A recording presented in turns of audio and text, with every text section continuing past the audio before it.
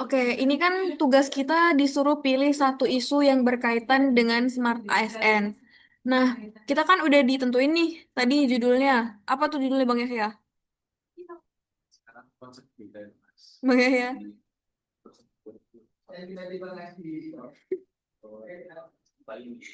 Apa tadi judulnya Bang Yahya? Yang diberi ibu itu mengenai peretasan website Kejagung RI kan? Ya. Nah, Iya, Sherin. kita langsung bagi tugas aja ya. Ini kan kita disuruh menganalisis kasusnya menggunakan metode 5W1H.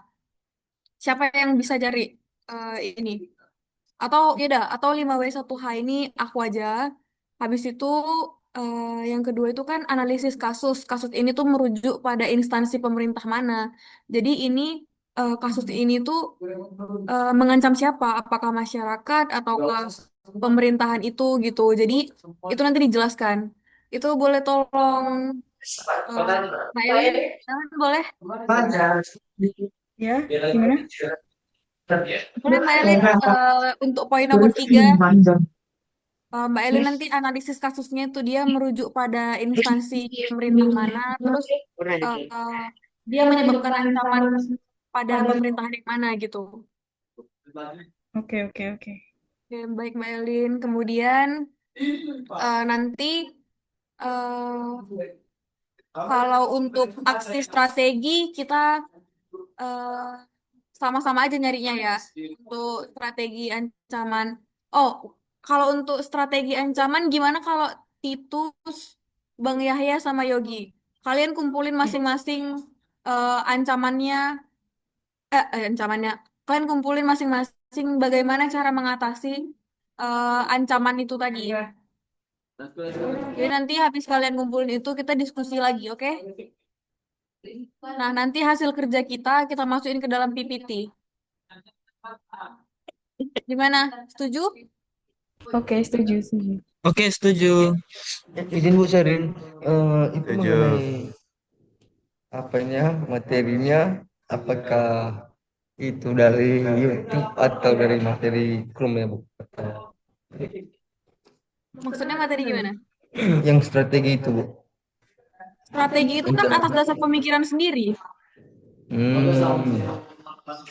Nanti kira-kira menurut kalian, dari kalian bertiga nih, kira-kira nanti menurut kalian itu eh, strategi apa yang digunakan untuk mengantisipasi permasalahan tersebut? Nanti kalian setelah kita ketemu kembali, kita akan diskusi lagi, kemudian kita diskusikan strategi-strateginya, apakah itu worth it atau tidak. Oke, ada yang bisa, ada yang kurang paham? Cukup? Oke, jadi Cukup. Cukup, cukup.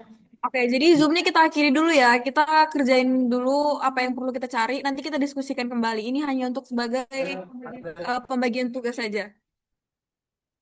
Siap. Oke. Terima kasih. Sampai jumpa lagi.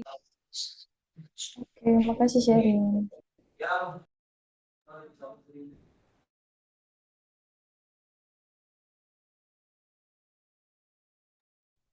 Oke, kita langsung masuk ke yang 5W1H-nya ya. Yang pertama itu kan apa yang terjadi. Nah, yang terjadi itu peretasan website resmi Kejaksaan Agung Republik Indonesia di tahun 2021. Nah, website ini diubah tampilannya, muncul tulisan hacked dan pesan protes. Protes juga mencuri lebih dari 3 juta data pribadi dan menjualnya di forum. Kemudian siapa pelakunya? Pelakunya itu adalah seorang remaja berinisial MFW asal Lahat. Dia mengaku melakukan peretasan hanya karena iseng dan untuk mengisi waktu luang. Kemudian kejadiannya itu berlangsung pada tahun 2021. Dan target serangannya adalah website Kejaksaan Agung RI, yaitu situs resmi lembaga pemerintahan pusat. Kemudian yang alasan pelaku itu hanya sekedar iseng, namun dampaknya itu besar. Hal ini menunjukkan lemahnya keadaan sistem cyber pada portal pemerintah yang membuat data publik sangat rentan dicuri. Kemudian yang terakhir itu how. Nah, kejadiannya itu peretas berhasil masuk ke sistem website Kejagung RI. Websitenya dimodifikasi atau defacement dengan tampilan hacked. Data pribadi sebanyak 3 juta lebih bocor dan ke online.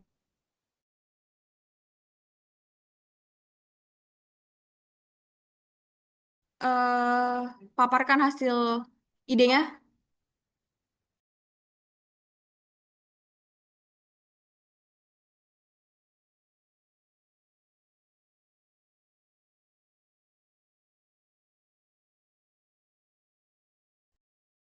Halo Mbak Elin.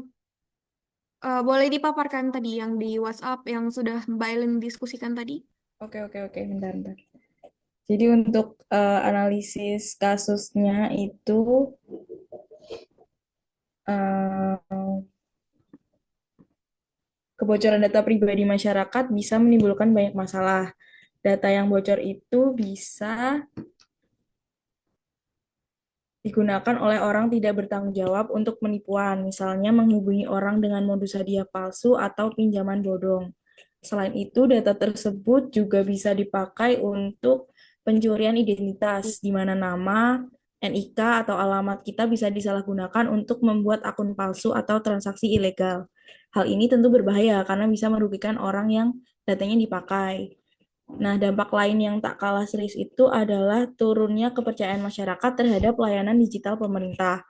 Kalau misal website resmi saja bisa diretas, masyarakat jadi ragu memberikan data pribadi mereka ketika mengurus layanan online. Rasa tidak percaya ini bisa membuat program digitalisasi pemerintah berjalan tidak maksimal.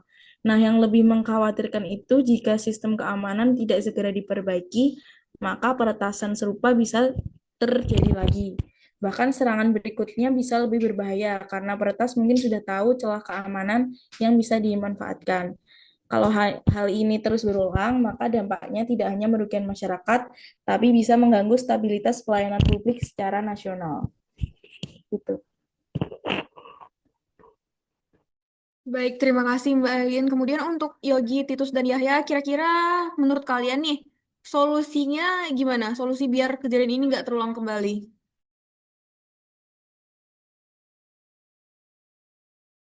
Oke, baik. Untuk solusi dari saya cukup sederhana. Yang pertama itu untuk mengatasi peretasan pada situs Kejaksaan Agung ini dan mencegah kejadian serupa. Langkah pertama yang harus dilakukan adalah melakukan audit keamanan secara menyeluruh untuk menemukan celah pada sistem, sekaligus memperbarui software dan server agar aman.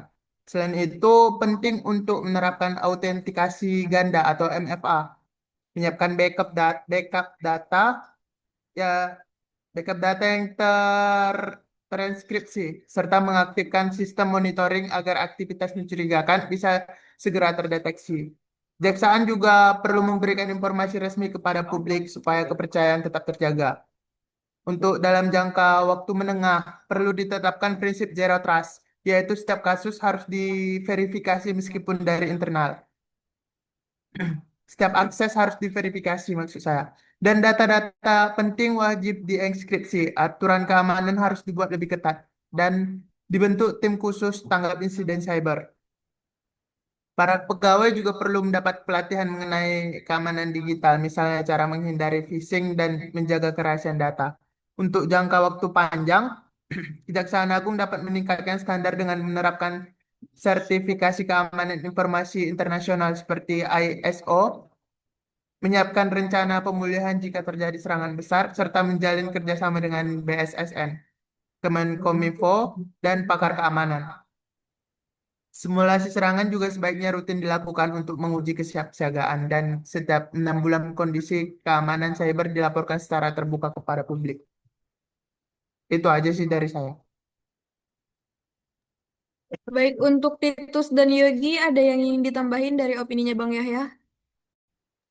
Ya, izin dari saya sendiri mungkin untuk jangka pendeknya, yang pertama melakukan audit keamanan sistem, lalu menerapkan enkripsi dan firewall tambahan pada database yang menyimpan data pribadi.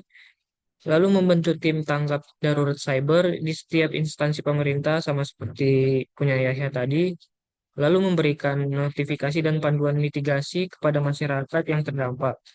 Lalu yang terakhir, menegakkan hukum secara tegas kepada pelaku untuk menimbulkan efek jerah.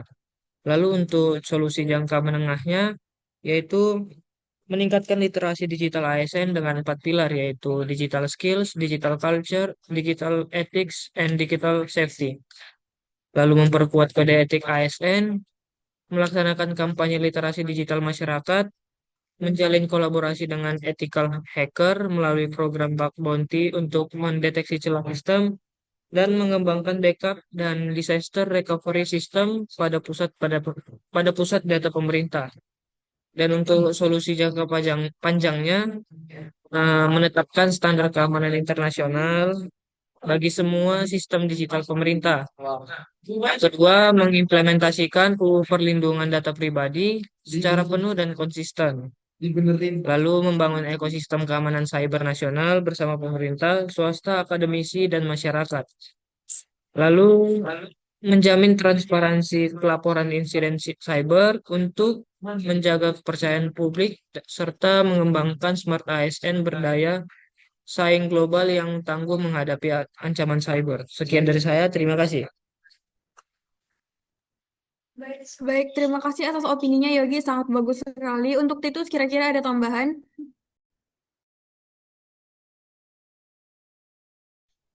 Nah, baik, sedikit tambahan dari saya yaitu kejaksaan sebaiknya melakukan uji keamanan sistem minimal 2 kali setahun, melibatkan pihak ketiga, maksudnya independen untuk menilai kerentanan. Nah, yang selanjutnya itu pelatihan rutin mengenai keamanan cyber dan phishing awareness. Yang kedua itu membentuk tim keamanan siber internal di dalam kejaksaan itu. Nah, yang selanjutnya itu membuat aturan baku mengenai manajemen akses, penggunaan perangkat, dan respon insiden. Merancang sesuatu hal atau planning yang jelas agar membicarakan mengenai keamanan tersebut. Dan yang terakhir itu menerapkan sistem AI atau ML untuk deteksi ancaman dini. Seperti pada WhatsApp menggunakan enkripsi end-to-end atau Zero Trust Security Model. Itu aja sih menurut sedikit tambahan. Baik, terima kasih Mas Titus. Mbak Elin ada tambahan lagi atau cukup? Udah cukup. Baik, teman-teman, sekian diskusi kita pada hari ini. Berikutnya, setelah diskusi ini, setelah Zoom diselesaikan, kita akan masuk ke pemaparan. Jadi, kita akan membuat paparannya, nanti kita akan bagi tugas lagi ya. Jadi, ini kita hanya mencatat poin-poin penting dari diskusi kita. Kemudian, setelah ini kita paparkan kembali di paper. Sudah jelas, teman-teman? Sudah Bu sharing. Sudah sharing. Baik, terima kasih. Dengan ini Zoom-nya diakhiri ya. Terima kasih. Siap.